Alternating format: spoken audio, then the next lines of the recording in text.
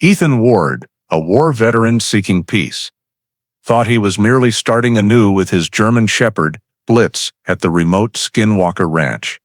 But after Blitz repeatedly howled under a night sky illuminated by swirling blue-green lights, the dog began acting strangely day by day.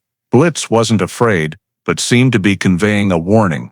Trusting his companion, Ethan followed him through Utah's dust-choked desert until they stumbled upon an abandoned ranch where a sealed steel bunker beneath the barn floor bore the emblem of the U.S. Department of Energy. When the door opened, what lay inside wasn't just a government secret.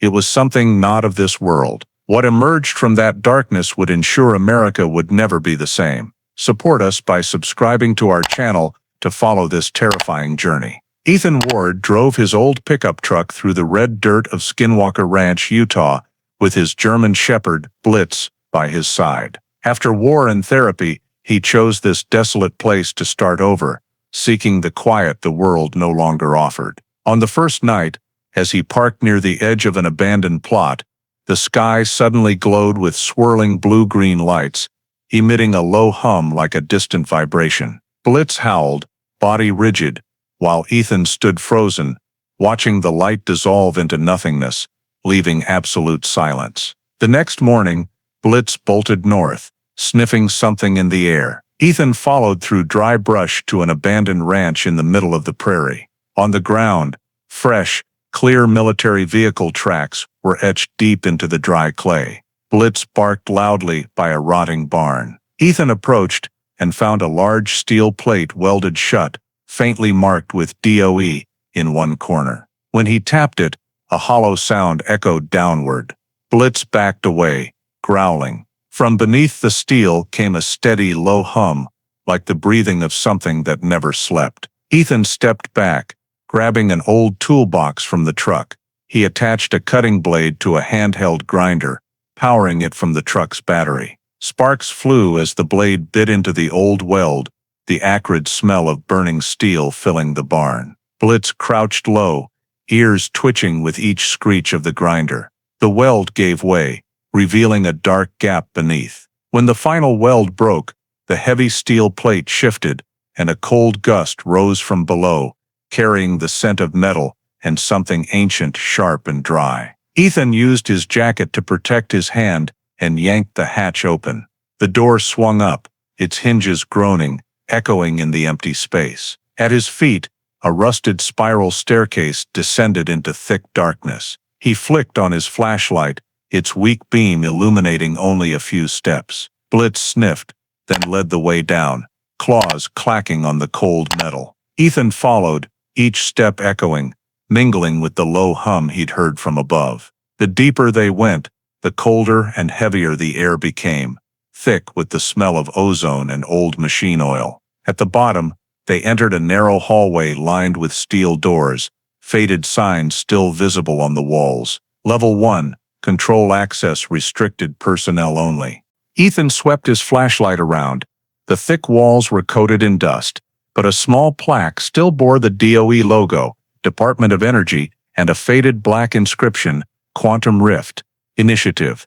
He paused, trying to recall. The name didn't match any energy program he knew. Blitz circled, nose to the floor, hackles raised. In the center of the room, a massive machine dominated the space, a network of conduits, energy tanks, and tangled cables connected to a metallic sphere about 2 meters wide, suspended by supports from floor to ceiling. The sphere's smooth surface gleamed silver gray, surrounded by boxy control units with cracked screens and rusted buttons. Ethan approached, noting the intact control panel with a row of switches, their indicator lights dark. He touched the main power button. A small static spark jolted his finger.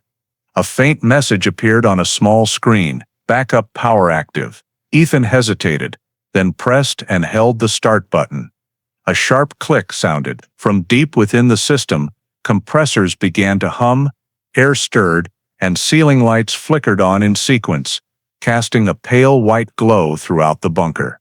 Blitz barked sharply, backing away, the light reflecting in his brown eyes. Ethan looked around. The underground facility seemed to come alive, Fans whirred. Control panels emitted faint screeches. The main screen in the center flickered, displaying the DOE logo before scrolling through streams of data. On a small panel near the sphere, an LED shifted from red to green. The low hum grew stronger, rhythmic, like a pulse coursing through the floor. He stepped to the main control console, reading a metal label, Quantum Rift Core. Control Interface. A secondary panel sat under shatterproof glass, next to a warning light labeled Safety Override. Ethan wiped thick dust from the glass, revealing a circular array of buttons, all in standby mode. In the center, an orange light began to blink. Blitz growled, crouching low, facing the sphere. Its surface now shimmered with faint, liquid-like light, reflecting a soft blue glow. Ethan stepped back, his flashlight now useless. The entire bunker was lit by the pale blue emanating from the sphere. Surrounding screens lit up. Scrolling through lines of text and graphs, a screen in front of Ethan flashed a warning, Quantum Breach Detected. System offline. Since 2009. Below, a timer counted down seconds before pausing, at Phase 2 reactivation in progress. Ethan blinked, heart racing. He scanned the facility, no signs of other humans, no voices, no movement beyond the steady blinking lights. The space was filled only with the soft whoosh of ventilation and the hum of machinery. Blitz stood fixed before the sphere, eyes locked on it, every hair on his neck bristling. Ethan tried the control panel to halt the startup, but it didn't respond. Indicator lights shifted from orange to red, then back to green. The warning message vanished, replaced by a glowing spiral symbol, identical to the light he'd seen in the sky the previous night. He touched the control console, feeling a faint vibration, like a heartbeat. Blitz growled softly, stepping back, ears erect. The bunker grew warmer, the air thick and dry, ozone sharp in his nose. Ethan scanned the walls, spotting faded posters, quantum energy maps, multi-dimensional space diagrams, and scrawled notes in marker. Spatial breach equals sign irreversible and containment priority. Communication. He approached the sphere, noticing symbols and handwritten notes along its welds. Air 12. Aperture node. Containment lock. A sinking feeling hit him. This wasn't just an energy research site, but an experiment to open some kind of gateway. He looked up as the light in the sphere slowed, condensing into a single bright point at its center. The air stilled, leaving only the sound of his heartbeat and Blitz's heavy breathing. Your Honor, I seek no excuses. That night, I didn't want him dead. I just wanted everything to go quiet. But when my father said bury him under God's light, I believed silence was the path to atonement. For 40 years, every time I stepped onto the pulpit, I heard his guitar in my head again. I prayed for him, but also for my own forgiveness. Today, if Nashville needs a confession for peace, I offer it. The courtroom was deathly silent. A few parishioners bowed their heads, tears falling. Prosecutor Price closed her file, looking straight at the defendant. Forgiveness is God's domain. Justice is man's. At 3 p.m., the jury retired to deliberate. Nearly 2 hours later, they returned. The air was so heavy the sound of a pen dropping to the floor could be heard. As the court clerk read the verdict, each word rang out slowly. The jury finds defendant Caleb Hart Jr. guilty of manslaughter, involuntary manslaughter and tampering with evidence, criminal concealment of evidence. Hart closed his eyes, no reaction. Judge Lyman read the sentencing. Considering the defendant's advanced age and cooperation, the court sentences 10 years probation with special supervision. Additionally, the defendant is ordered to relinquish management of St. Bridget's Church to the diocese, ceasing all related activities. A collective sigh rose in the courtroom, not quite disappointment, but a sad relief. The Daniel Keaton case was officially closed after 41 years. Alicia sat still in the back row, watching Hart bow his head as he left the room, his small figure blending into the line of officers. Outside, Nashville's sunset cast a gray-gold light on the building. She heard a reporter murmur, The case is closed, but the crack in this city's heart may never heal. Alicia stepped outside, cold wind blowing through the old stone corridor. She looked up at the sky, gray clouds drifting west. For a moment, she thought she heard Danny Keaton's voice echoing somewhere on the street, soft, distant, and warm like a farewell. After the early 2012 trial, Nashville was never the same. The city of music, of endless melodies on Broadway, suddenly weighed heavy with an unacceptable truth. The man who concealed the crime for 41 years was a once revered pastor. Major newspapers ran headlines in unison. Man of God, keeper of silence. The St. Bridget's parishioner community fell into crisis, prayer services canceled.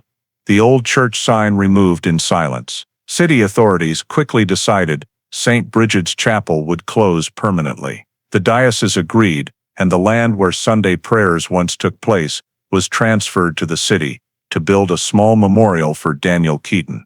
The old concrete foundation was preserved as part of the monument, upon which a plaque was placed engraved with the lyrics of the last song he left unfinished. Love me like, the words trailing off, just like his life. On the day the project was announced, Nashville residents gathered around the old church. In the quiet afternoon, Alicia Ward stood behind the fence, silently watching the crane lift the rusted cross from the roof tiles. Beside her, a reporter asked softly, "Do you think justice is fully served?" Alicia only replied, "Justice isn't perfect, but at least, now the truth isn't buried under concrete anymore." A week later, the Tennessee Bureau of Investigation announced the establishment of the Keaton Initiative, a fund to support cold case investigations across the state. The initiative was proposed by Alicia herself, aimed at reopening forgotten files like Keaton's, focusing on applying DNA technology and restoring old evidence. The fund's motto was etched in steel at the TBI entrance hall: "No song should end in silence." He tried entering a shutdown command, but the keys didn't respond. The interface shifted, scrolling through startup protocols as if guided by an invisible hand. Surrounding control modules lit up, mechanical components groaning, gears grinding after years of stillness. Blitz growled, circling, then stood protectively before Ethan, eyes locked on the sphere. The sphere's surface warped, the metal bulging slightly, as if something moved inside. Its grooves glowed, spiraling toward the center. The temperature soared, sweat beading on Ethan's forehead, despite the cold air. He felt a faint electric tingle up his arm. Approaching the console, the low hum rose in pitch, resonating in his chest. The pressure gauge's needle shot past the red line, alarms blaring. Ethan grabbed the main power lever, yanking it down. The lights went out, sound stopped for half a second, then the bunker blazed back to life. The system auto-restarted, displaying external shutdown override, that access denied. The metallic screech filled the space. The walls vibrated, bolts loosening, dust falling. Blitz barked, retreating toward the hallway. Ethan grabbed a steel hammer, smashing the panel. Sparks flew, but the system held. A feedback surge knocked him to the floor, numbness shooting through his arm. He pushed himself up, scanning the room. A faint blue glow coated the walls, emanating from the central sphere. Tiny, hair-like strands of light floated in the air. Blitz whined, sniffing, then growled. Ethan approached the backup panel, pulled the safety pin on the auxiliary breaker, and yanked it. The lights flickered off, leaving only the sphere's faint glow. But within 5 seconds, emergency lights snapped on, casting a dim red warning glow. The central screen displayed, "Containment breach simulation active. Phase 2 initiated." Ethan stepped back, heart pounding, realizing the system was autonomously reenacting its final experiment. The air pressure surged, his ears ringing. A metallic echo came from the sphere, like something scraping inside. He gripped Blitz, pulling him toward the exit. Electromagnetic screeches echoed down the hallway, fluorescent lights popping, flickering wildly. Ethan glanced back. The sphere glowed intensely, swirling lights forming a miniature vortex. Ozone thickened, his hair standing from static. He searched for another main breaker, but the wall-mounted schematic was rusted over. The floor shook, bolts popping free, clattering. Blitz barked, retreating toward the stairs. Ethan glanced at the screen, the final message still flashing. Autonomous core power cycle, 100% operational. The bunker filled with howling wind, clanging metal, and a relentless low hum. Ethan knew the machine was fully awake, and he had no control over it. A deafening metallic roar erupted, like muffled thunder. A steel door at the hallway's end shook violently, its hinges rattling, bolts flying from the wall. Ceiling lights flickered chaotically, white mixing with red, then shifting to an eerie blue. The temperature plummeted, dense cold forming a thin mist. Blitz growled deeply, stepping back, then lunged forward, baring his teeth. Ethan swung his flashlight toward the door and froze. In the cold haze, the metal bulged outward as if pressed from behind. A shape emerged, first a faint shadow, then clearer. A translucent, humanoid mass shimmering with blue light, faceless. Its form refracted light like water, distorting and blurry. Each movement rippled the air like a disturbed pond. Ethan reacted instinctively, grabbing a pistol from his toolkit. As he aimed, Blitz charged. The dog launched into the entity, his muscular frame like a bullet, barks echoing in the confined space. In an instant, Blitz passed through it like mist. His barks turned to a yelp, and he skidded across the floor, standing shakily, fur bristling. The entity moved, not walking, but gliding toward them. With each advance, the surrounding light warped steel walls bending slightly toward it. From its translucent form came a sound like thousands of overlapping whispers, piercing Ethan's ears, disorienting him. He backed away, gripping Blitz's leash, pulling toward the hallway. The main staircase door remained open. Ceiling lights dimmed, leaving only the blue glow from the approaching entity. At less than 5 meters, Ethan's skin burned, his metal watch sparking. Every metal object in the room vibrated, screeching with friction. He pulled a smoke grenade from his hip pouch, yanking the pin. Blitz lunged again, trying to hold the entity back. But contact threw him back, sliding across the floor. Ethan hurled the grenade toward the central sphere, pulled Blitz, and dropped flat. A dull explosion sounded, thick white smoke billowing. The blue light bled through, tinting the haze with electric hues. Amid the smoke, the blurred entity still emerged, trembling violently. Blue-green beams shot from the sphere, sweeping across the room like an electric storm. Devices on the walls sparked and popped, plastic and steel fragments flying. The air pressure dropped sharply, Ethan's ears ringing, blood trickling from his nose. He struggled to stand, pulling Blitz toward the staircase. Each step felt weighed down by dozens of pounds of gravity. Blitz turned back, barking at the smoke, his barks distorted as if warped by the air. Ethan dragged and pushed, finally reaching the base of the stairs. Cold wind surged up from the bunker, carrying the smell of ozone and burnt metal. Behind him, the low hum turned into a prolonged screech of twisting metal.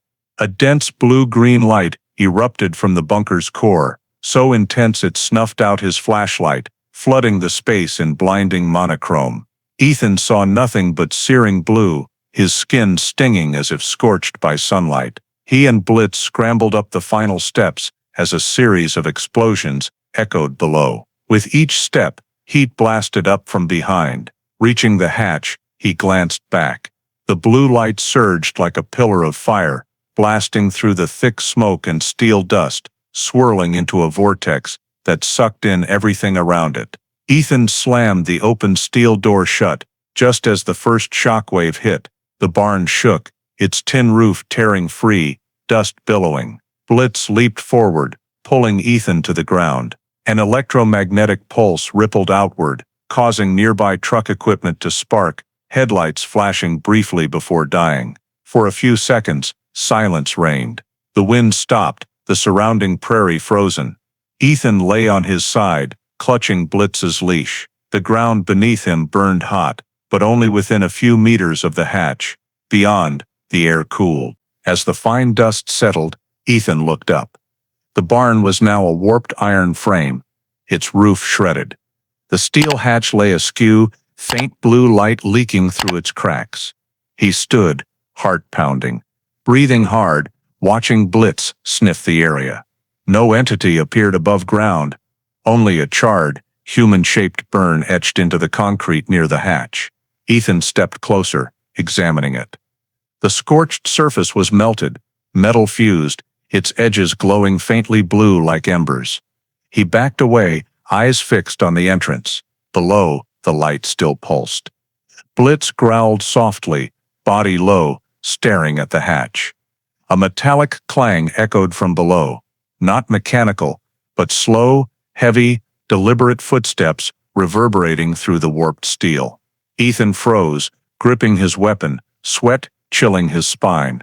Blitz backed up, growling steadily, his low, sharp tone signaling an intruder.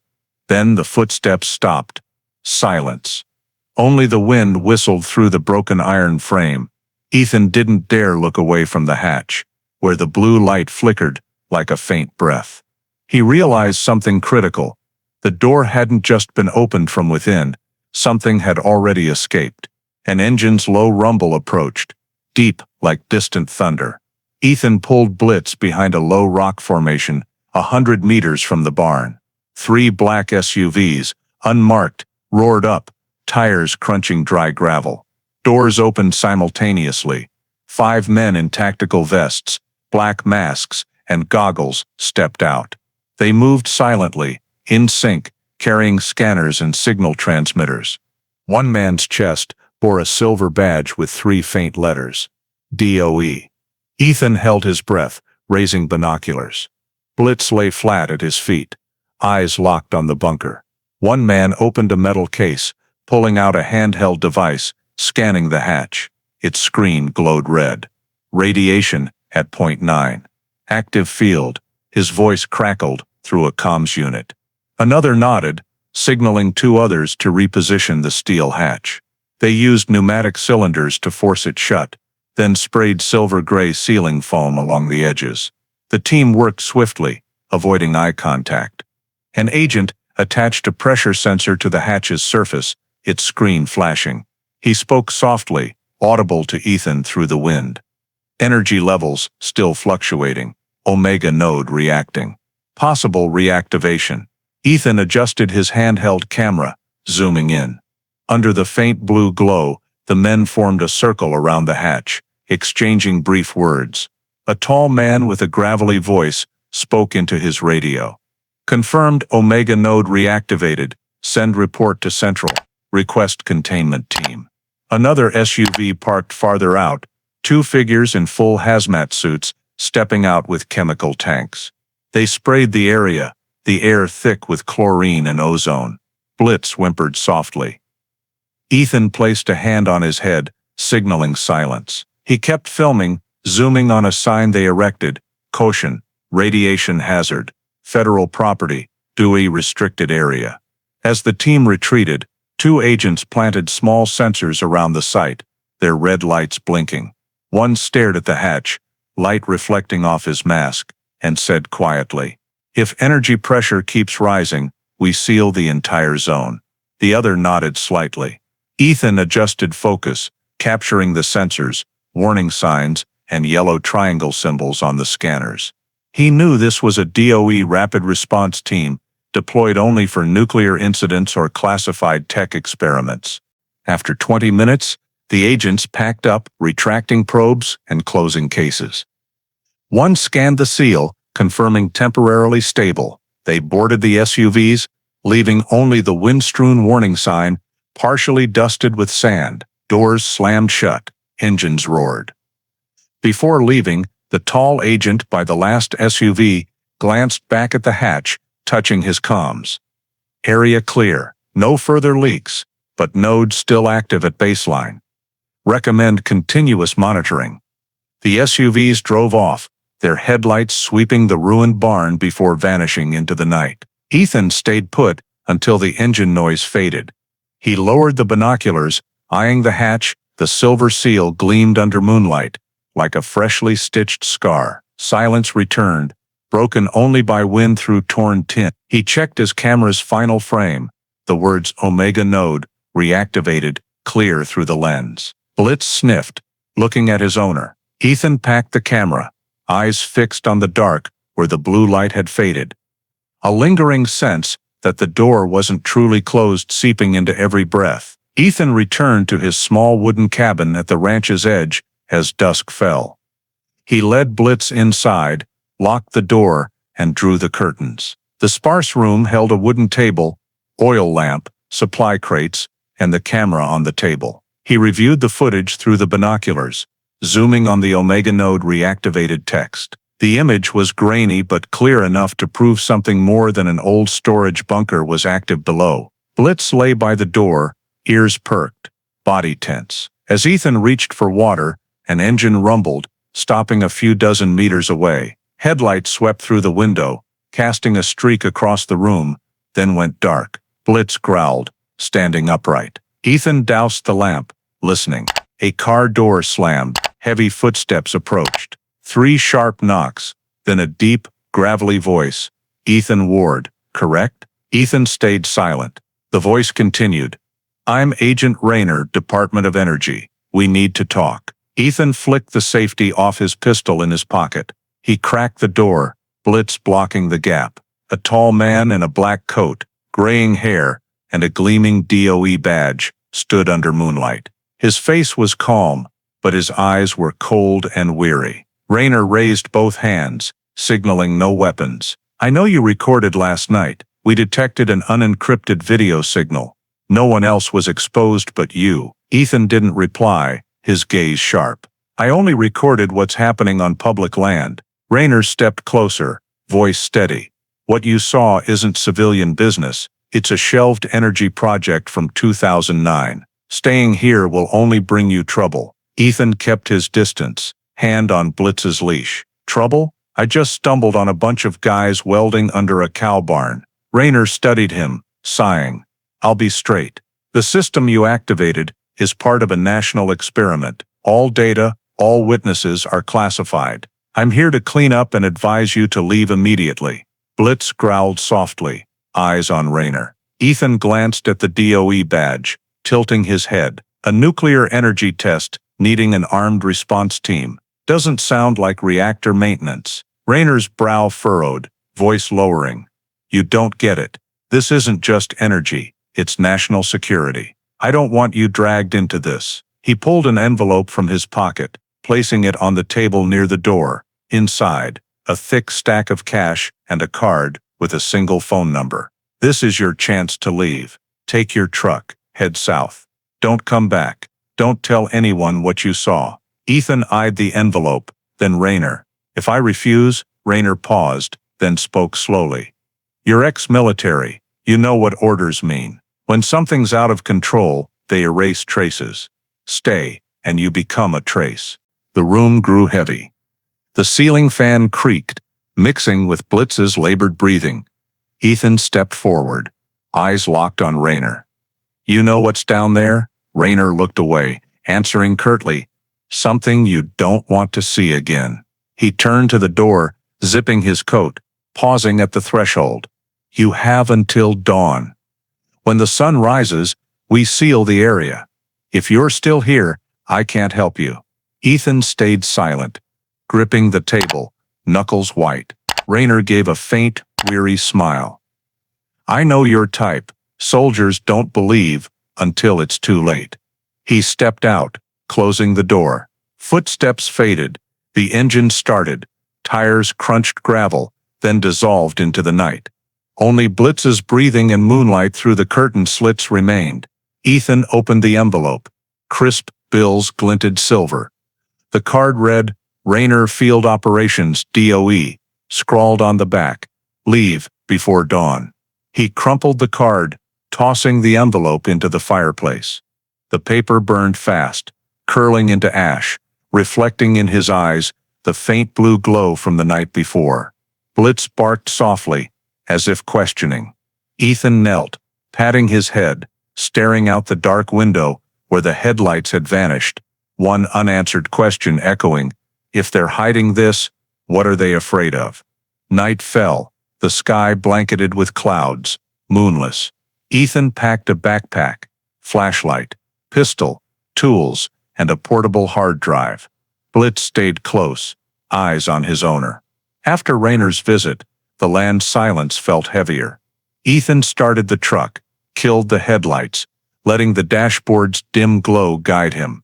The trail to the barn was dusty, SUV tracks still clear. He stopped 200 meters out, cut the engine, and listened. No sound, only dry wind across the ground. Blitz moved low, scouting ahead. The steel hatch remained, its silver seal reflecting his flashlight in faint streaks. Ethan used a knife to cut the foam, peeling it away in chunks. Cold air rose, smelling of metal and ozone. He pried the hatch open, shining his light down. The steel staircase was intact, but faint blue light leaked from below. Ethan donned gloves, held the flashlight in one hand, gripped Blitz's leash in the other, and descended. His footsteps echoed hollowly in the metal space. At the bunker's bottom, everything was as before, except the floor's dust had been swept away by the prior blast. Some devices lay toppled, screens shattered, cables frayed. Ethan swept his light until it hit a small server cluster in the corner. Under its scratched steel casing, a power light blinked slowly. He removed the panel, finding a military-grade hard drive, palm-sized, secured with a magnetic lock.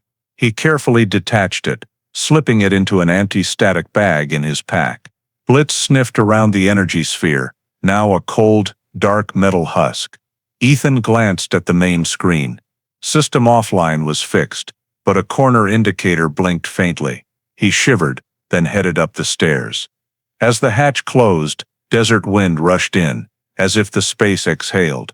Back at the cabin, Ethan set the drive on the table, connecting it to his laptop. Blitz lay at his feet, head on his leg, breathing steady but alert. The drive initialized, revealing dozens of hidden folders. He opened the last, labeled Rift_logs_09. It held video and text files. He played the largest file. The screen showed 5 people in a lab like the bunker he'd entered. A female scientist read energy metrics, a voice over intercom, activating main power, stabilizing quantum field. The footage glitched, then widened, revealing a white vortex in the room's center, distorting nearby objects. Someone shouted, voice breaking, "We're pulling something." Then the signal cut. Ethan fast-forwarded. The next clip, seconds long, showed a tilted view. Blue-green light spreading, then darkness. The final clip was grainy. An empty bunker with a charred, human-shaped burn on the wall. Background noise was the familiar low hum, slower, like a heartbeat. Ethan noted the timestamp, July 12, 2009, 2:13 a.m. He opened the accompanying text file. The chief engineer's notes repeated 3 times, "The entity learns through reflection." Below, a remark, "The entity appears to mirror received signals. Any light, sound, or image projected is replicated with a delay. Limits unknown." Ethan paused, a chill running down his spine. He recalled the swirling light in the sky that first night, identical to the energy pattern in the video. Ethan opened another system log file. The data listed pressure, temperature, and energy field metrics. At the end, a repeated warning, containment compromised, Project Rift, suspended indefinitely. No records followed that point. He closed the file and opened the final folder, finding 2 corrupted data files with garbled names. When opened, the screen showed distorted frames, then went black. For a moment, Ethan thought he saw a figure reflected faintly on the screen, his own shadow, but its movements lagged half a beat. Blitz growled, springing up, eyes fixed on the screen. Ethan shut down the laptop and disconnected the drive. He backed up the data in 3 copies, one on the laptop, one on a memory card hidden in an ammo tin, and one on a spare drive. Each was encrypted with a unique code and random password. When finished, He checked the clock. 3:40 a.m. Wind howled outside, the desk lamp flickering. Ethan stood, checked the door's locks, then returned to the table. The original drive's light was still on, despite being unplugged. He leaned down, yanked the cable. The light glowed for a few seconds before going dark. Blitz approached, sniffed softly, then let out a low growl. Ethan placed a hand on his head, eyes still on the device. The drive lay still, no signal, but its steel surface faintly reflected him, and Blitz, distorted, half light, half shadow. He took a deep breath, stored the drive in an anti-static bag, and sealed it. The wind outside wailed through the hills, carrying a steady low hum, unclear if it echoed from the bunker or something deeper beneath the red earth. Ethan sat silently at the table, a cold coffee mug beside him. Blitz lay on the floor, head on his owner's feet, eyes toward the door. On the table sat a military PRC-77 radio. Ethan had kept from his service days, old but functional. He turned it on, scanning local frequencies for civilian signals. Static hissed, but in brief silences, a strange pattern emerged. 3 short beeps, 1 long, repeating steadily. Ethan narrowed his eyes, tweaking the dial. The signal clarified, mixed with bursts of military-style encoded data. He recognized the TAC-5 encryption, used only for special forces or energy agency channels. He noted the frequency, turning the knob to capture the full bandwidth. After some static, a distorted male voice broke through. "Ward, this is Project Rift Control. Repeat, Ward, do not engage the entity." Then cut to static. Ethan froze, heart pounding. Only Rayner and the agents knew he was here. The voice knew his name and the project code. He adjusted the antenna, trying to pull the signal back, but only the rhythmic beeps persisted, like Morse code. Blitz perked his ears, head up, tracking each sound. Ethan grabbed a notebook, jotting the intervals between signals. After 10 cycles, he identified a repeating structure, possibly UTM grid coordinates. Switching to the next frequency, the signal weakened but followed the same pattern. He spread a Utah topographic map on the table, marking the area around Skinwalker Ranch and measuring with a ruler. After calculations, the numbers converged on a point in the Uintah Mountains, about 80 miles north. The map marked it with an old radar symbol, a Cold War-era comm station, abandoned for over 2 decades. He leaned back, pensive.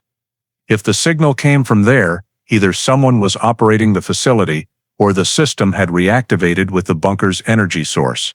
Both were dangerous. Blitz stood, whining softly, sensing the tension. Ethan switched the radio to a lower band. The signal continued, steady beeps interspersed with faint echoes, phase breach, coordinates, control station, then silence. He marked the route on the map with a compass from the ranch through Dry Hollow Pass, along the Duchesne River, then up an old trail to the Uintah foothills. The route was short but treacherous, especially at night. Ethan checked his pack, knife, flashlight, water, spare ammo, GPS, and the backed-up drive. He secured everything in the truck's lockbox. Outside, desert wind kicked up, carrying fine red dust. He looked skyward, where the blue-green halo had appeared. Thick clouds hid the stars, but a watched feeling weighed on him. Blitz stepped into the yard, growling softly, facing north, toward the map's coordinates. Ethan closed the door, grabbing a pocket radiation meter. The needle twitched slightly, higher than normal, despite being miles from the bunker. He noted the reading, then glanced at the radio, its signal light blinking faintly green, though he'd powered it off. Ethan removed the battery. The light lingered for seconds before fading. He stared at the device, recalling the hard drive's similar behavior, both active despite no power. Blitz barked softly, snapping him back. He packed the radio, locking it away. Before leaving, Ethan reopened the map, tracing the route in red ink, circling the radar station's coordinates. He scribbled, "Signal source, verify origin. Possible main control point." He folded the map, tucking it into his jacket. Wind whistled through the tin roof, faint metallic clangs making him shudder. Blitz hopped into the passenger seat, eyes reflecting the flashlight's beam. Ethan started the engine. The clock showed just before midnight. Before driving off, he glanced at the ranch, a thin mist coating the ground like cold breath from below. In that moment, the radio's signal light flashed again, emitting short beeps and a distorted voice. "Control station active, follow the signal." Then went silent. Ethan said nothing, pressed the gas, and drove north, toward the dark Uintah peaks. The road to the Uintahs, twisted and slicked with dust. Strong winds carried red sand, pelting the windshield like a small storm. The clock read past 2 a.m. as Ethan neared the map's marked spot. Blitz sat upright, head low, ears tracking sounds through the window. Higher up, the air thinned, ozone and rock dust sharp. At the trail's end, he saw broken antennas and a low concrete building in the dark, the Cold War radar station. He killed the engine, sweeping his flashlight through thick dust. The main door was chained shut, but a side door hung ajar. Ethan pushed it. Hinges squeaked inside. A long hallway was caked in dust. Wires dangling, control panels faded. He moved deeper, the beam catching old circuit diagrams on the walls. Blitz followed, silent. At the hallway's end, faint light glowed from the main control room. A raspy voice spoke. "I figured you're the one they sent the signal to." Ethan aimed his light forward. An older man sat at a control desk. Weathered Navajo skin, silver hair, in a thick technician's coat. He shielded his eyes, continuing, "Turn off the light, we don't need to brighten this past." Ethan lowered the beam, noting the man's lined face and sharp eyes. "Who are you?" Ethan asked. The man introduced himself curtly. "Owen Yazzie, former DOE engineer, Quantum Rift Initiative." He gestured to a metal chair opposite. Blitz lay close, watching every move. Owen poured water from an old flask, setting it before Ethan. "You've seen it, haven't you? The light, the sound, the feeling of something not from this world." Ethan nodded silently. Owen opened a drawer, pulling out a small drive wrapped in cloth. "This is a copy of the original logs," he said slowly. "I kept it when the project was scrapped in 2009. They called it an energy experiment, but it was about opening a door to a parallel space. We called it the Rift." He handed Ethan the drive, his hands trembling slightly. "Back then, the energy reacted beyond our threshold." Something responded. A team of engineers vanished. The government labeled it an incident, buried the facility. But I know they didn't die. They were pulled to the other side.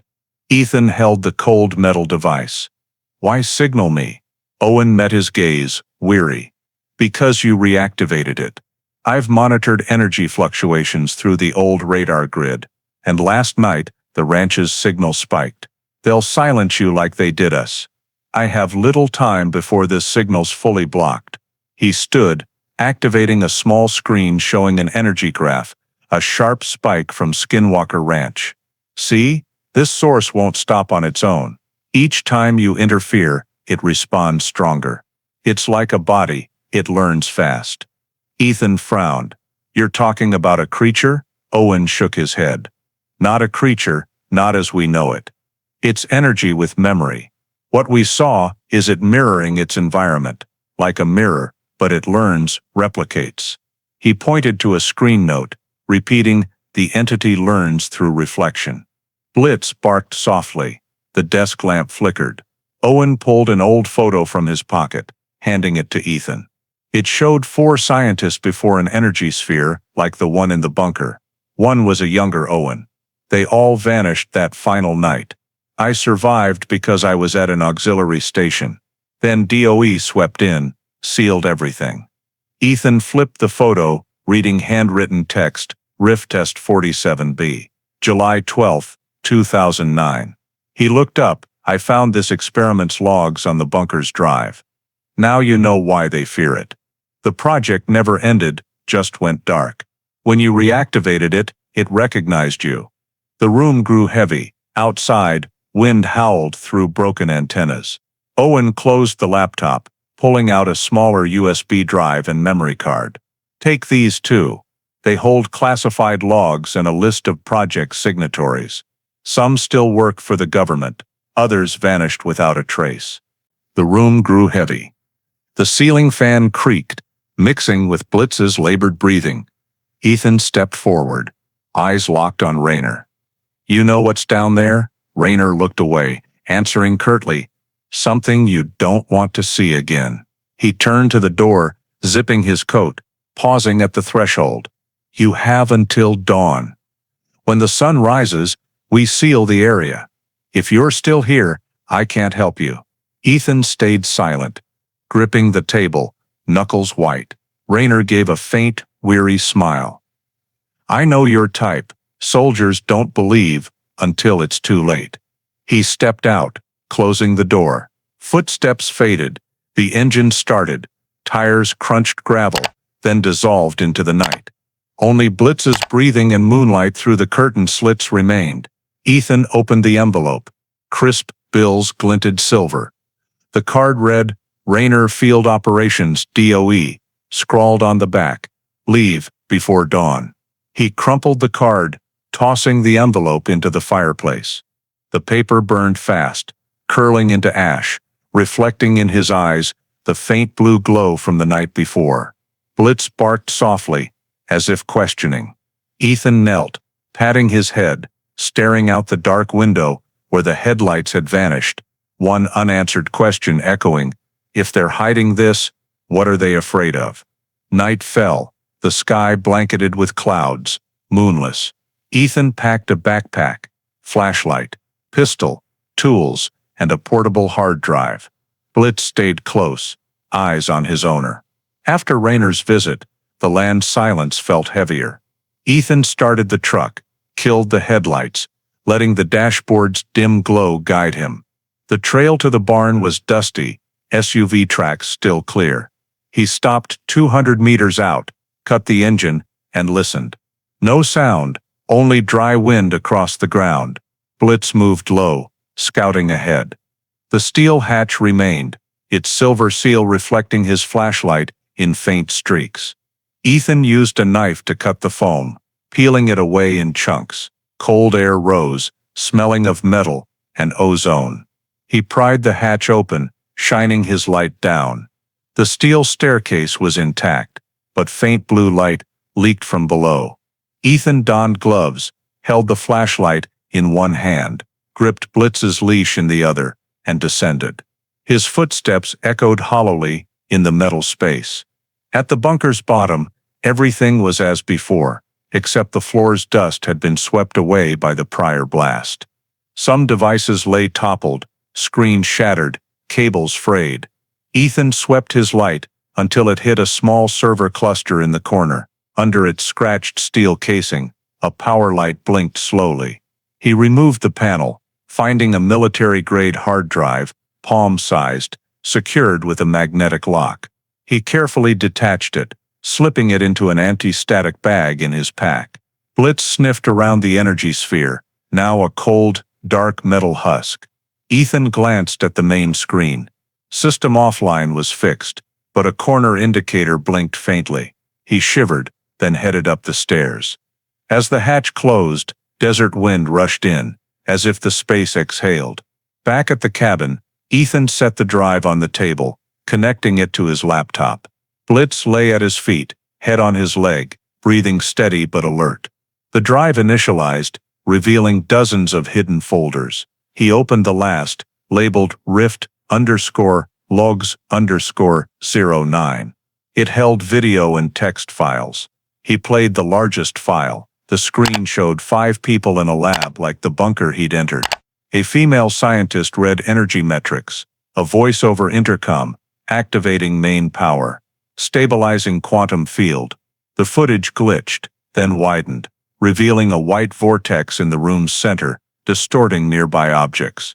Someone shouted, voice breaking, "We're pulling something." Then the signal cut. He backed away, recording the scene with his camera. On the screen, the blue light pulsed, waxing and waning like breathing. Ethan approached the main console, where charred cables coiled around its base. A partial screen flickered, displaying unclear data. Core loop active, manual presence detected. He frowned, shutting off the camera, checking a motion sensor under the console. Its light blinked, as if the system registered him in the bunker, but not alone. A faint sound came from the hallway, soft, rhythmic metal taps, then silence. Blitz barked sharply, voice staccato.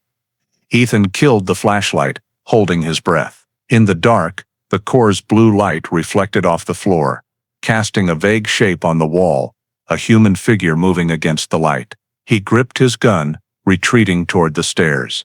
The figure advanced, steps silent. Blitz growled, backing up, then lunged, barking. The wall's light trembled, then warped into 3 overlapping shapes. Ethan raised his gun, aiming at the glow, but there was no clear target, only thickening, distorted air. He pulled a flare from his pack, popping its cap. Blinding red light flooded the room. In that moment, he saw new burn marks on the wall, as if an invisible hand were writing.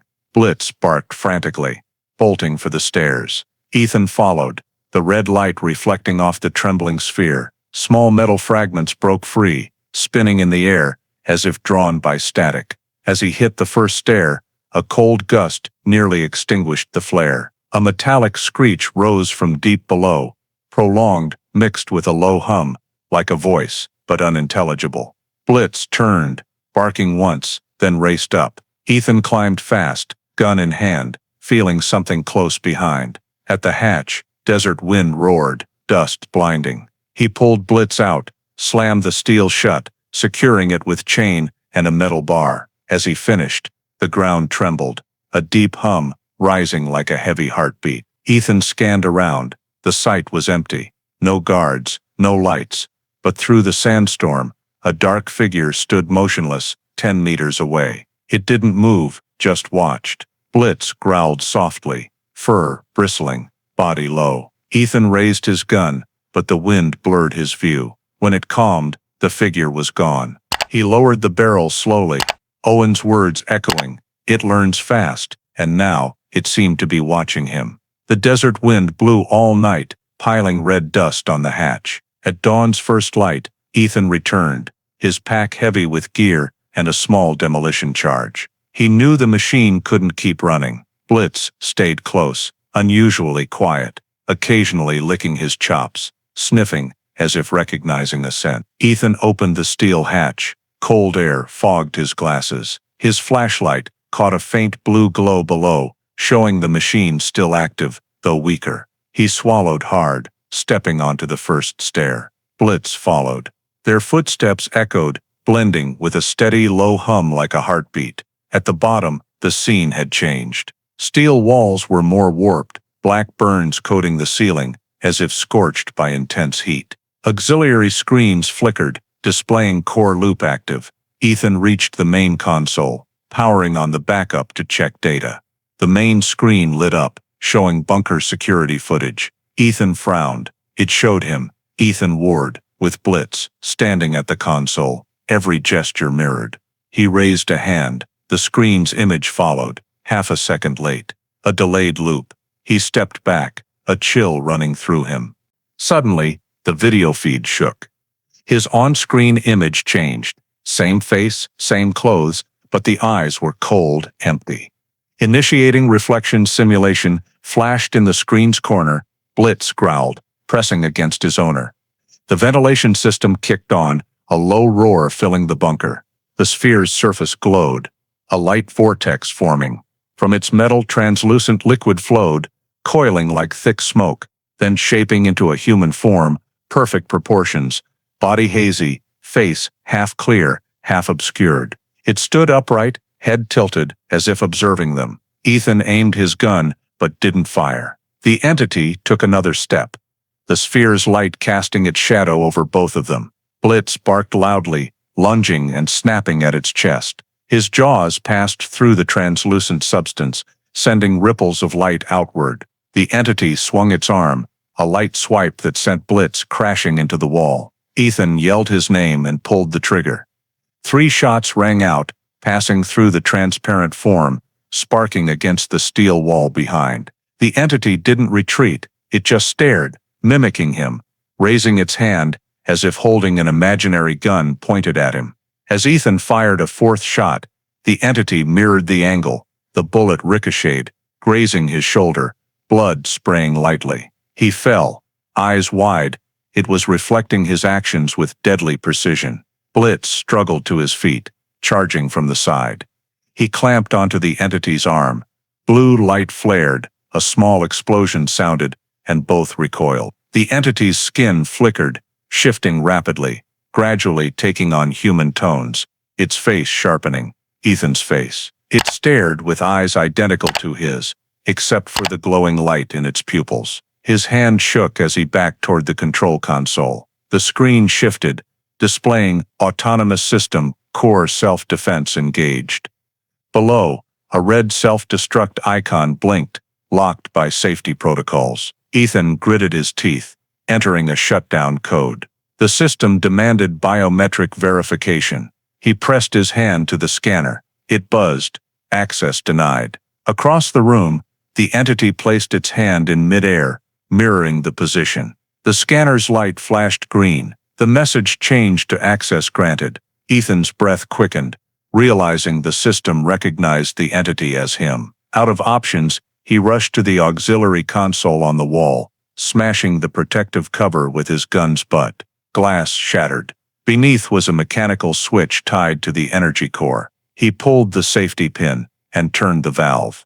The system screeched a warning. Blitz growled, biting the entity's leg, holding it back. The room shook, pressure shifting palpably. The entity screamed, a mix of human voice and electric crackle. It yanked Blitz, tossing him aside, then lunged at Ethan. He kicked the self-destruct valve. Electric sparks erupted, the bunker's lights turning red. The screen flashed, manual self-destruct activated, core overload, in 120 seconds. The sphere's blue light shifted to blinding white, flooding the bunker. The entity touched him, its hand icy like wet metal. Ethan swung hard, breaking free, then pulled Blitz up. The countdown blared, 115, 110. They retreated toward the stair. Before turning, Ethan glanced back. The entity stood in the light, its form dissolving into thousands of fragments, then reforming solid. The core's energy reflected in its eyes, like a human awakening to self-awareness. Ethan hit the auxiliary detonation switch, flipping the final safety. As he and Blitz reached the first stair, the system shuddered, mechanical sounds turning to metallic screams. The screen flickered its last message before shutting off. Core overload confirmed. Ethan gripped Blitz's leash, sprinting upward, heart pounding. Below, white light exploded, swallowing everything in a deep, prolonged roar, like the final breath of a waking beast. Alarms shrieked through the bunker, shrill like distorted metal sirens. Red ceiling lights flashed frantically, casting chaotic glows on the walls. Air pressure swung wildly, a vortex of wind swirling dust and small steel fragments. Ethan turned. The energy sphere was fracturing, its metal shards orbiting a swelling white core. The temperature spiked, paint on the walls bubbling. The main screen warped, tech scrambling. Core meltdown. Containment failure. He yanked Blitz, shouting, his voice drowned by the quaking noise. The steel staircase rattled, steps creaking. Hot wind surged from below, laced with ozone and electrical smoke. Blitz ran ahead, fur bristling, slipping as the floor shook. Ethan followed, his pack slamming his back, arms numb from the wind's force. Below, blue light flared, crashing into the ceiling like liquid glass. A muffled explosion echoed, the structure trembling. Part of the stair railing broke, tumbling into the glowing abyss. Ethan grabbed Blitz as he slipped, pulling hard. Both crashed onto a mid-level landing. The air thickened, breathing difficult. Ethan pushed up, blood seeping from a gash on his forehead. The energy below surged, blindingly blue. He gripped Blitz's leash, dragging him upward. The final steps shook, as if tearing from the walls. Wind stung his face, blurring his vision. Only the system's piercing wail remained, the countdown mixing with shattering metal. He crawled up the last steps. Blitz growled, glancing back, teeth bared. A blue surge shot through the hatch's gap, melting steel walls into blackened streaks. Ethan felt searing heat chasing him. With a final effort, he shoved the half-open hatch. Desert wind roared, dust and sand, mixing with the swirling air. They burst out as the first explosion hit. The shockwave threw them forward. Ethan rolled across the ground, sand cutting his skin, heat scorching his back. Blitz slammed into the barn's old iron frame. A second, fiercer blast erupted, cracking the earth. A thick blue column shot skyward, spiraling into the clouds with a deep, thunderous boom. Ethan shielded his eyes. The light burned his skin. The shockwave swept away tin and wooden debris. As the column faded, dust and smoke choked the air. Ethan staggered up, aching, head spinning. He stumbled to Blitz. The dog lay on his side, blood seeping from his flank, a hind leg caught in broken iron. Ethan knelt, wrenching the metal free, lifting him. Blitz panted, eyes half open, dazed. Ethan pressed his chest, feeling a heartbeat. "Hang on," he whispered, glancing at the hatch. The steel structure had collapsed halfway, the ground around it sunken. The crater glowed with fading blue embers, small dirt clumps sliding in. Ethan backed away, setting Blitz down, crouching against the wind. Light radioactive dust coated the area, turning his hair and clothes silver gray. Military gear lay buried, SUV shells charred. A deep roar rose from below, fading slowly.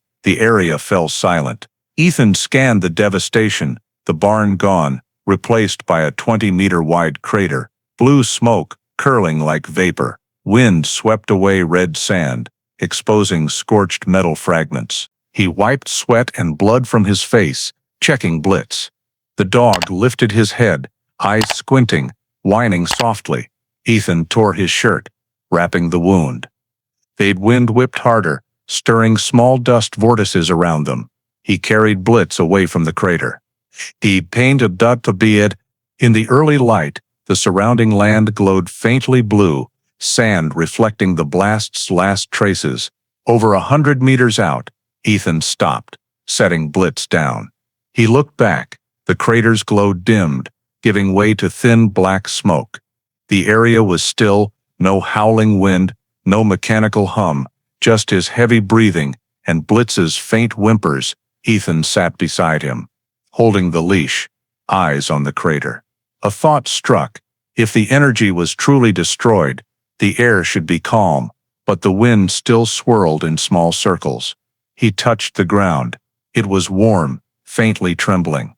Blitz stirred, head lifting, ears perked toward the crater. Ethan squinted, peering into the smoke. For a moment, he thought he saw a blue flicker, then it vanished. He took a deep breath, lifted Blitz, and retreated. They stood on a sand dune, the dust-shrouded sky and cooling crater behind, but a faint, rhythmic hum pulsed beneath, like a heartbeat refusing to stop. The sun rose higher, pale light, piercing lingering dust. Ethan tightened the bandage on Blitz's wound, stuffing the remaining roll into his jacket.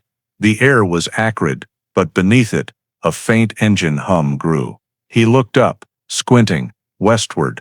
Moving lights approached on the horizon. Through binoculars, he saw 3 DOE armored vehicles and a low-flying helicopter, its rotors kicking up dust. Blitz growled softly, hackles raised.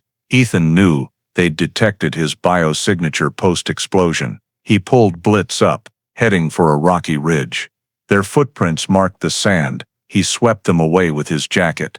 Engine noise grew, a megaphone blaring through the wind. "This area is under control. Any survivors must stop immediately." Ethan crouched, following a ditch. As the helicopter passed, its shadow swept the ground like a giant black bird. Infrared beams scanned the sand. Blitz flattened, blending with the earth. A flare shot from an armored vehicle, marking the area. Ethan scanned around, pulling a smoke mine and an old jammer from his pack. He attached the jammer to a large rock, setting a 10-minute timer. As the clock ticked, he led Blitz against the wind, skirting the ridge, using the obscured visibility. Desert wind carried heat, but he had only minutes before their scanners locked on again. the helicopter's roar neared. A dull blast sounded behind. The smoke mine detonated, a massive white cloud rising, tilted by wind, spreading over the crater. DOE alarms wailed. Secondary reaction detected. All units pulled back from the main pit. Seizing the chaos, Ethan and Blitz crawled through a gully, heading south. Sand slid underfoot, wind erasing their tracks. The helicopter circled, searching the smoke's source. Ethan glanced back. White-suited figures surrounded the crater, another team setting up sensors. Metal clanks and radio chatter mixed, but none looked his way. Blitz led, ears back. At the desert's edge, Ethan checked a small GPS, plotting south. An empty region, no roads, no people. Another screech sounded. The helicopter turned, its searchlight sweeping the rocky field. Ethan knew they'd widened the search. He paused, loaded his gun, and climbed a high rock. As the chopper passed, he aimed through the scope, firing at the auxiliary fuel tank. The bullet pierced metal, sparking. The helicopter lurched, smoking, forced to descend. It didn't explode but landed hard, rotors stirring dust. "Go," Ethan whispered, running along the ridge. Blitz followed, body low, moving fast, despite his injury. Automatic gunfire erupted behind, bullets grazing sand. Ethan rolled down a slope, sliding meters, dust coating him. He detonated another smoke mine, thick white clouds engulfing the area, blinding the enemy. The wind shifted, carrying smoke toward the DOE team, forcing them to pause. Ethan used the gap, running until the rotor noise faded. Behind, the armored vehicle's lights flickered and stopped, kilometers away. He and Blitz crawled into a narrow rock crevice, burrowing deep, where wind and darkness hummed steadily. Ethan lay back, heart pounding, Blitz panting, head on his stomach. Outside, night fell fast. Engine sounds faded, leaving only desert wind. Ethan pulled the GPS, powering it off. The compass needle twitched, then stilled. Blitz nuzzled his hand, exhausted. Ethan patted his back, eyes on the crevice's opening, where the last vehicle lights vanished. Fine dust coated them, ozone lingering, the last trace of the underground energy.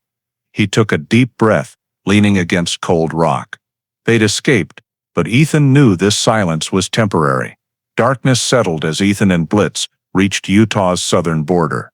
After nearly 20 hours of driving, his old truck stopped at a small motel off a deserted road.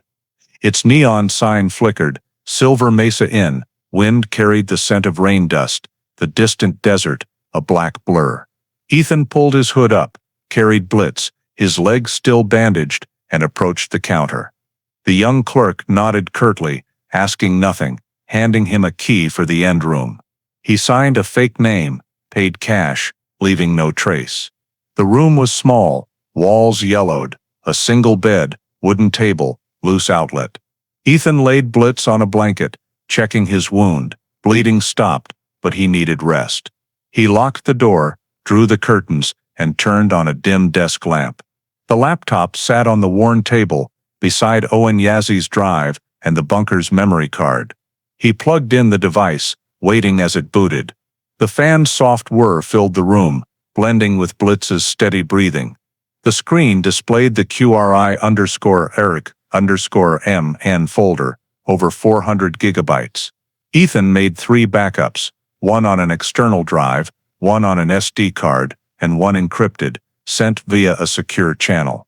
He opened a safe transmission program, entering the contact for Lara Cho, an independent Denver reporter who'd exposed classified energy projects.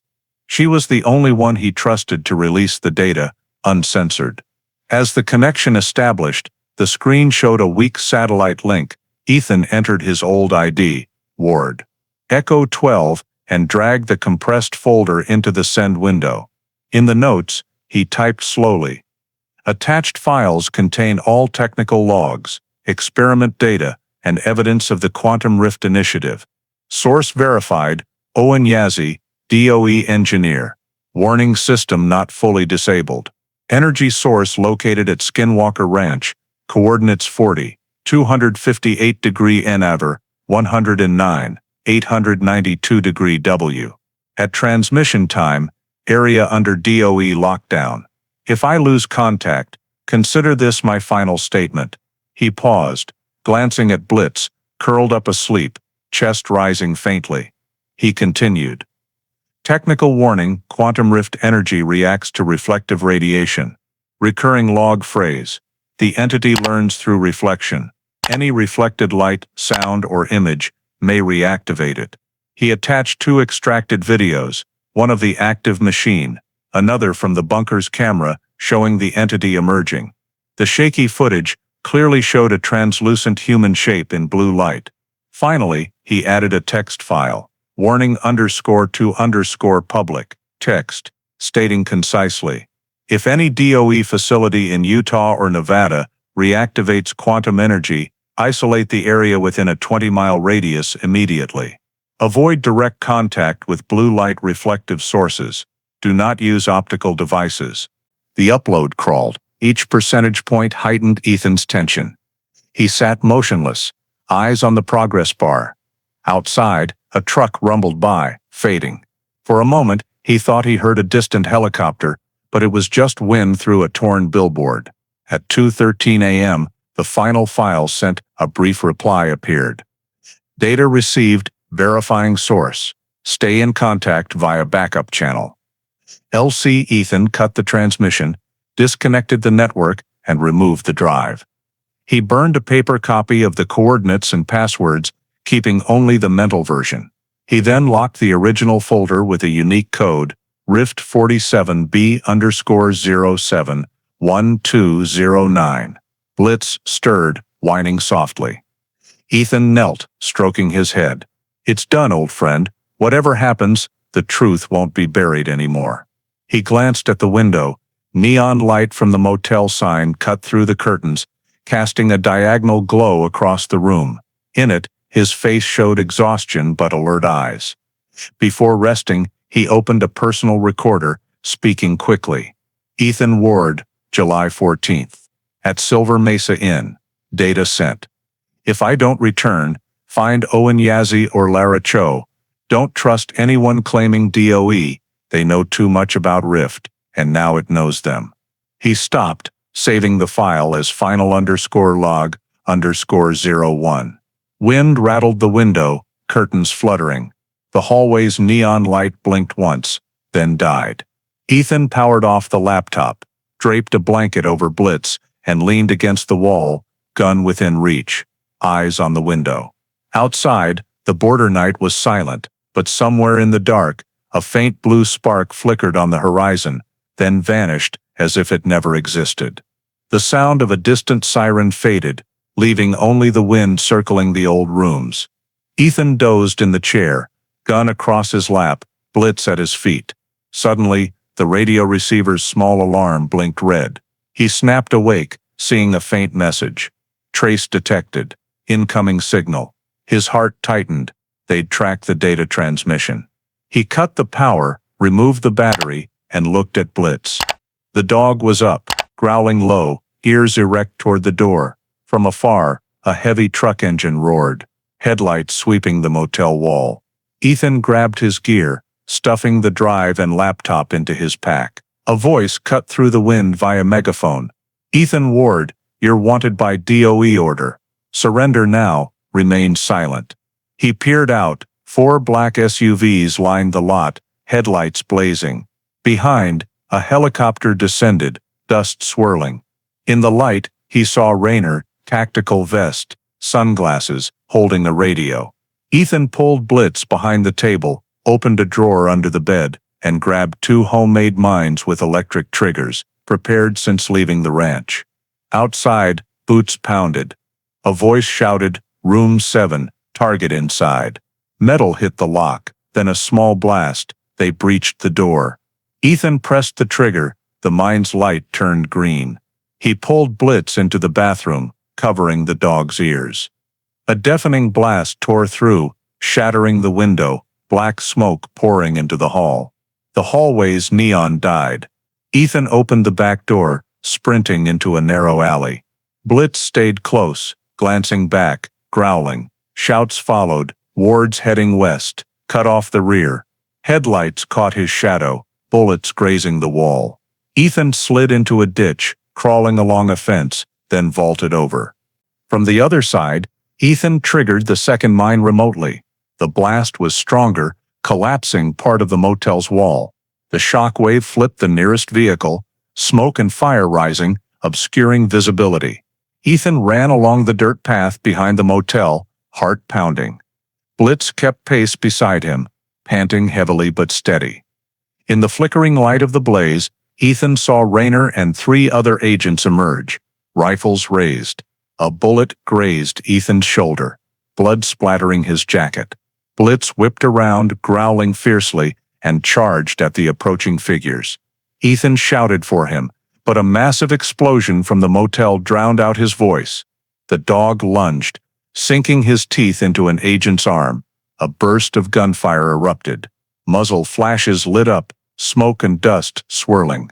Ethan saw Blitz vanish into the fiery haze, only his growls and the sound of gunfire blending together. He turned, clenching his jaw, and sprinted toward the highway. Behind him, a third explosion roared. The backup mine he'd placed in the DOE truck detonated from the heat. The motel was engulfed in flames. The shock wave knocked him down, but he staggered up, running on. The helicopter's searchlight swept through, but thick smoke obscured him. He slid into a shallow ditch, crawling through low brush, not looking back. When the gunfire stopped, Ethan lay prone in the sand, gasping. In the distance, the motel was a burning ruin. The helicopter circled, then left, its rotors a dry roar. He scanned around, calling softly, "Blitz," no response. Only the smell of char and drifting ash remained. Cold night wind blew, carrying the faint sound of approaching fire truck sirens. Ethan gripped the tattered leash in his hand, his gaze darkening. There was no time for grief. He clutched his pack to his chest, stood, and melted into the desert night. Behind him, the motel's flames lit the sky like a glowing wound, casting his shadow long across the sand. A single shadow, but in the wind, it seemed 2 sets of footsteps echoed in tandem. Desert wind howled in gusts, sand swirling into long trails like smoke. Ethan ran through the dark, blood from his shoulder, soaking his jacket. In the distance, the helicopter's rotors thrummed, its searchlight slicing the night like a blazing knife. He darted across cracked earth, each breath burning in his lungs. Behind him, sporadic gunfire kicked up sand. He slid into a rocky crevice, pressing himself low, steadying his breathing. A megaphone echoed through the wind. "Ward, stop! There's no escape." Ethan glanced at the sky, where the searchlight swept, reflecting off the sand in a faint blue glow, the same hue he'd seen in the bunker. He pulled the map from his jacket, eyeing the southeast. A few miles away lay the energy leak zone around the old blast site. If any energy remnants remained, they could be his only advantage. He gripped his pack and ran. The helicopter pursued, its beams scanning every meter. Wind and dust raged, but he held his course. From the west, 3 DOE SUVs roared in, forming a pincer formation. Ethan saw their headlights reflecting on the sand, knowing he was nearly trapped. He veered, heading straight for the darker, scorched ground, the blast-burn zone.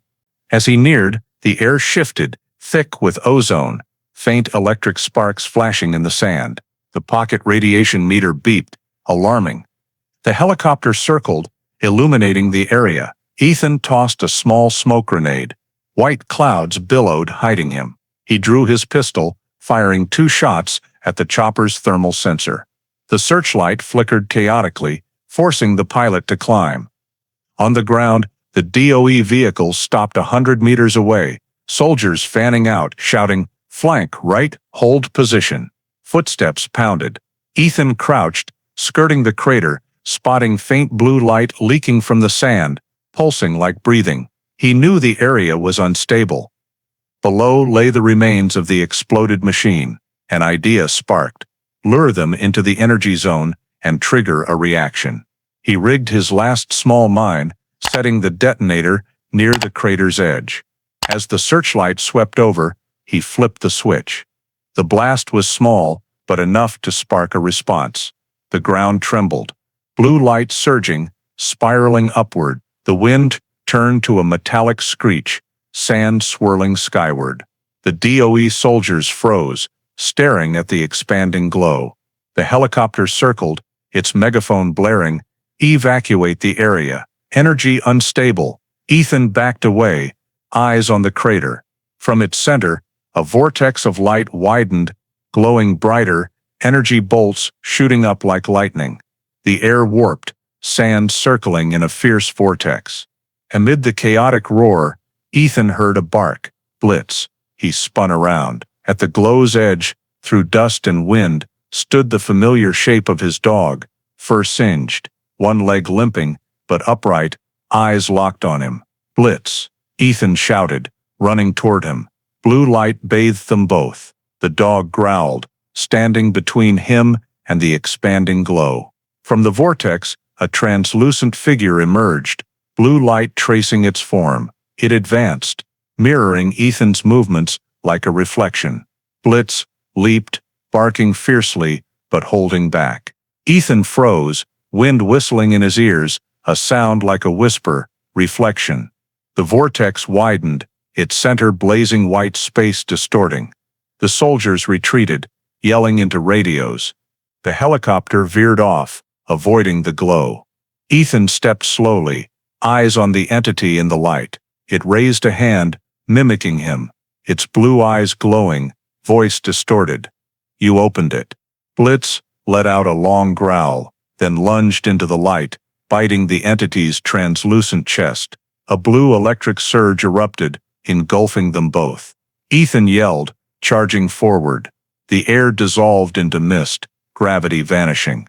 He reached Blitz for a fleeting moment, his fur warm, trembling slightly. Blue light flared, pulling Ethan into the vortex. Energy tendrils coiled around, pulsing like 100 hearts as one. The sky split with a white streak. Everything drowned in blinding light, then silence. As the light faded, the crater held only smoke and dust. The helicopter circled, finding no one. The DOE team advanced, searching in silence. On the sand, only human and dog tracks ran parallel to the crater's edge, stopping in empty space. No bodies, no blood. Desert wind erased the prints, leaving only faint blue mist in the air, a glow like the breath of a door not fully closed. 3 days after the blast, morning news across national channels aired the same report. A DOE spokesperson faced cameras, voice flat and cold.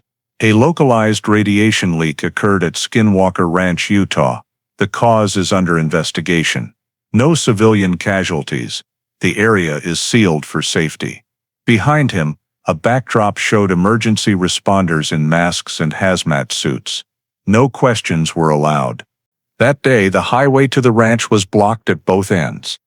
Iron fences rose, red warning signs posted, "Danger, radiation zone, do not enter."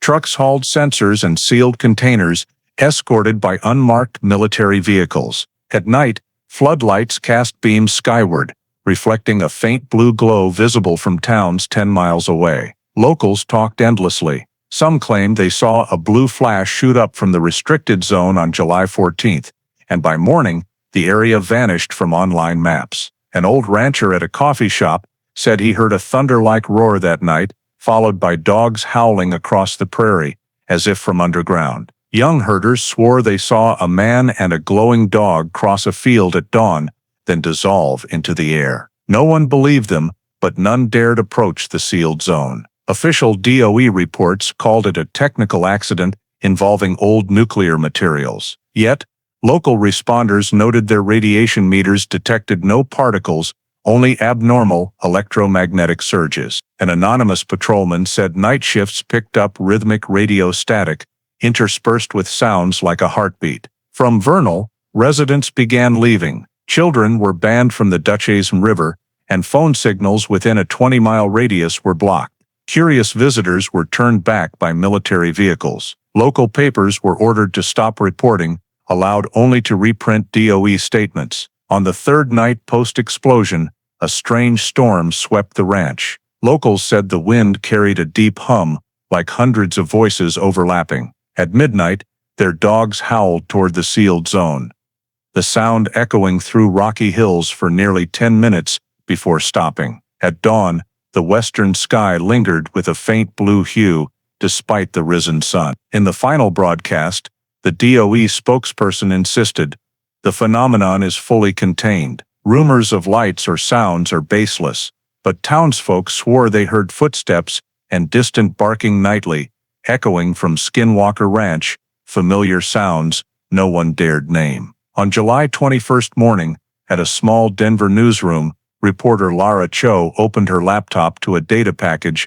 from an anonymous source. The file was simply named rift_main_backup.zip. Nearly half a terabyte with a brief note, "Publish as soon as possible.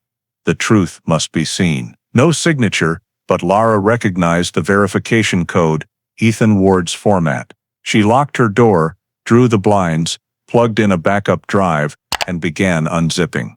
The folder revealed hundreds of audio, video, and classified DOE reports. The first file showed a metal bunker, 5 scientists in hazmat suits around a spinning energy sphere, blue light illuminating the ceiling. A female voice over intercom, initiating quantum rift protocol, level 2. The footage shook, audio distorted, a translucent human shape flickering in the space, then the camera cut out. Lara held her breath, opening another internal DOE document stamped top secret, QRI DOE. A directive read, "Pair orders, reflection phase activated. Entity exhibits bio-pattern learning."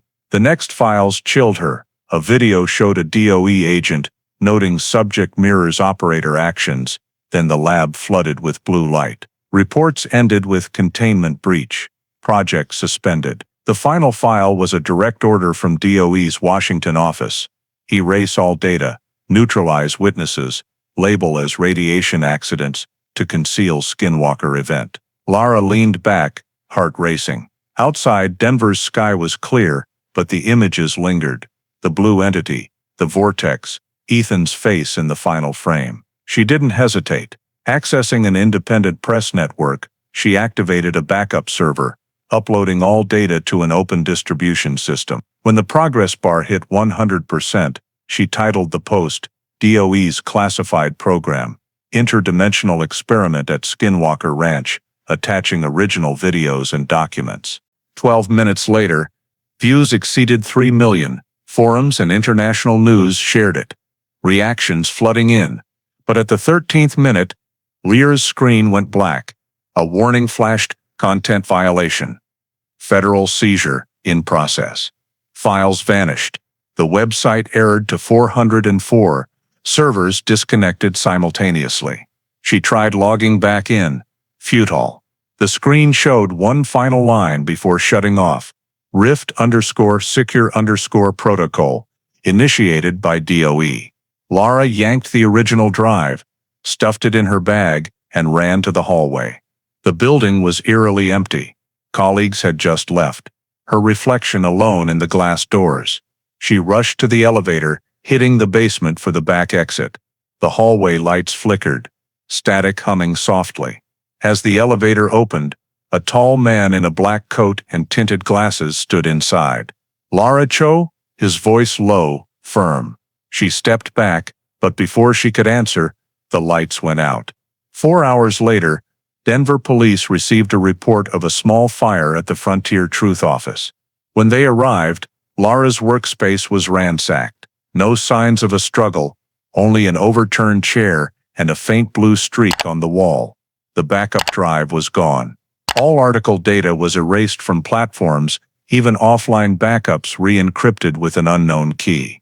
Colleagues thought she'd fled to avoid prosecution, but that night, a security guard swore he saw a faint blue glow move through the 10th floor hallway, with barking echoing from the underground parking.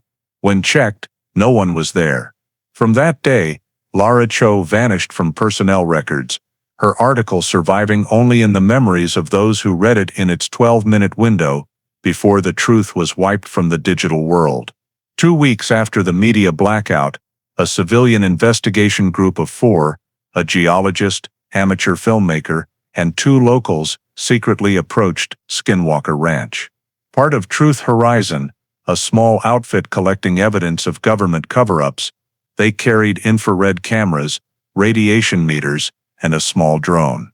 The moonless sky showed only faint stars. The restricted zone was blocked by iron fences and radiation warnings, but they'd brought cutting tools. After minutes, they slipped through, advancing into the sealed land. The air was thick with metal and old smoke. The ground shifted from dry sand to black, wet clay, oddly soft, despite no rain. One shone a flashlight, then froze. "Look," he whispered. Before them were 2 sets of tracks in the clay, one large, one small, running parallel toward the blast site.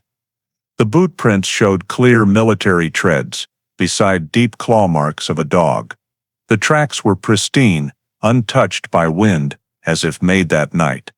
Another measured their depth, shivering, "Can't be more than a few hours old." They began filming, capturing every detail. Infrared showed the surrounding soil glowing faintly, blue light seeping from small cracks. Nearing the old crater, radiation meters beeped, readings spiking but not dangerous. The geologist activated a magnetometer. The compass spun wildly, then pointed downward. "Something's below," he said, voice trembling. The drone launched, circling the crater. Its control screen showed thin smoke rising from a glowing point at the bottom, like a pulsing energy source. Suddenly, the drone shook, its feed glitching, then flooded blue. "Lost signal," the operator yelled. A hot gust rose from the crater, carrying a low hum like a heartbeat, chilling the group. The filmmaker aimed the camera down.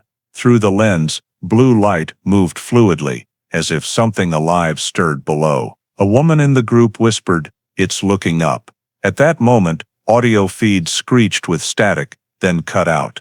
All recording devices glitched simultaneously.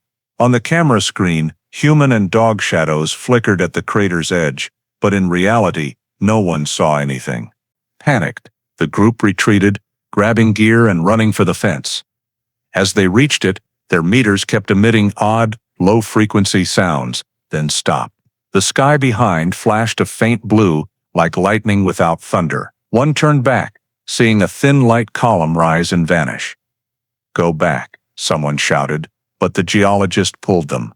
"No, that interference is quantum magnetic. Stay, and we won't escape."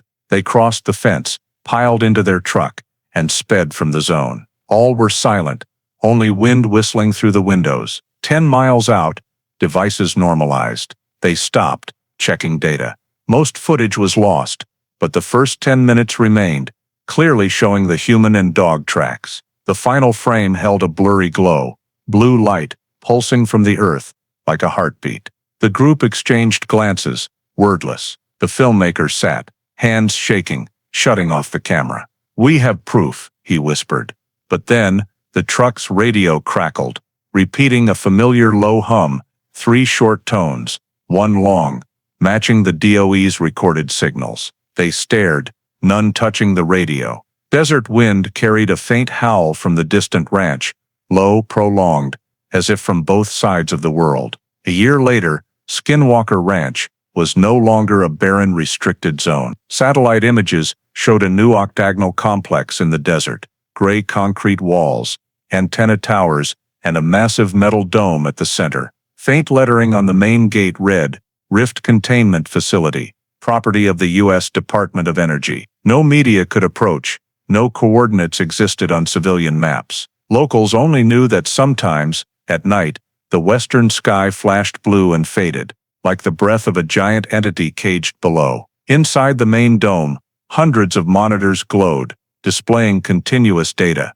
Engineers in gray hazmat suits worked silently, all orders via secure internal networks. At the room's center, a massive steel chamber sat deep in the floor, connected to dozens of energy cables. Every 10 seconds, a monitor showed a pulsing graph, steady bioelectrical waves. Labeled beside it, Biosignal 47B, E below, a smaller graph, weaker but in sync, marked Unit 47B1, Blitz. A young technician watched the overlapping waves, frowning. They're synced to the millisecond. Can't be interference.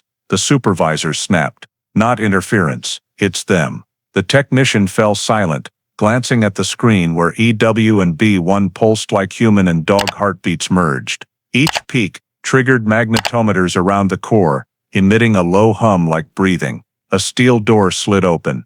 Agent Rayner entered, older hair grayer, face cold. He strode to the central console, voice hoarse, progress report. The supervisor stood at attention. Energy source stable at 98%, rift structure holding at 0.8 microns. But bioresponse frequency is rising. It seems they sense our presence. Rayner stared at the screen, where EW and B1 glowed rhythmically. How long? Signals steady for 341 days since sensor reset. He stood silent, then asked quietly, do they respond to reflection tests? Yes, sir. Blue laser triggers simultaneous frequency spikes. It's like they're listening. Rayner nodded slowly, eyes on the floor where faintly glowing energy conduits pulsed like veins. Keep monitoring. No one outside this control room accesses the rift level. As he left, a yellow warning light flashed on the console. An engineer leaned in, reading a new message. Autonomous signal initiated. Source, unknown. Graphs spiked chaotically, then settled into a stronger, slower rhythm, like an adult heartbeat. A low hum filled the room, forcing technicians to remove headsets. New data streamed, reflection sequence detected, phase alignment, 100%. The supervisor gasped. It's syncing with the system. The room erupted. A technician tried cutting power, but commands locked. A red message appeared. Access denied. Override by entity. Ceiling lights turned blue, bathing the room. On the central screen, EW and B1 merged into one signal. Intensity surging, outputting unreadable data. From the floor, a deep rumble rose, like a giant heart, slowing. Rayner returned, blue light reflecting in his eyes. God, they never left. His words drowned in the deep hum. Then all screens shifted, displaying Rift Stabilization Protocol. Phase 2 initiated. Red lights blazed across the facility, but no one moved. At the room's center, the steel chamber trembled, a small crack leaking pure blue light through the dust. The auto-recording system activated, a robotic voice intoning, Project Quantum Rift, status reactivated. Biological presence confirmed, preparing Phase 2. Rayner stood frozen, eyes on the spreading light below. The final log recorded only a dual heartbeat, one human, one canine echoing endlessly, merging into one, before all systems shut down. The story of Ethan Ward and Blitz, a veteran and his loyal dog uncovering a secret bunker at Skinwalker Ranch, is not just a thrilling survival tale, but a reflection of modern America's real issues: trust, transparency, and ethical responsibility in the age of technology. Ethan, a war veteran, represents those who once believed in defending their nation, yet faced with secrets hidden by the institutions they served, he must choose between obedience and truth. His and Blitz's journey recalls real whistleblowers like Edward Snowden or Chelsea Manning, risking everything to expose covert programs. The DOE's cover-up of an interdimensional experiment and Lara Cho's disappearance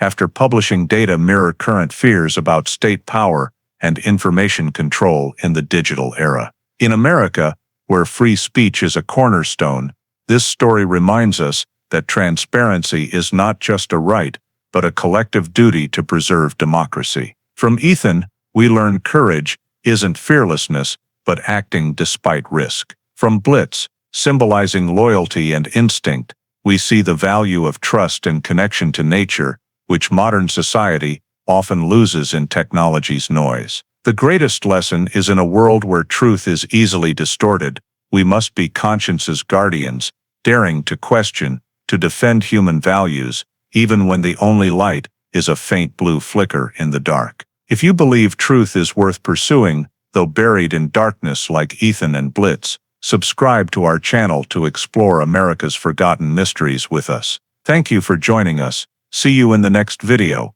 where that blue light may again reveal what they never wanted you to know.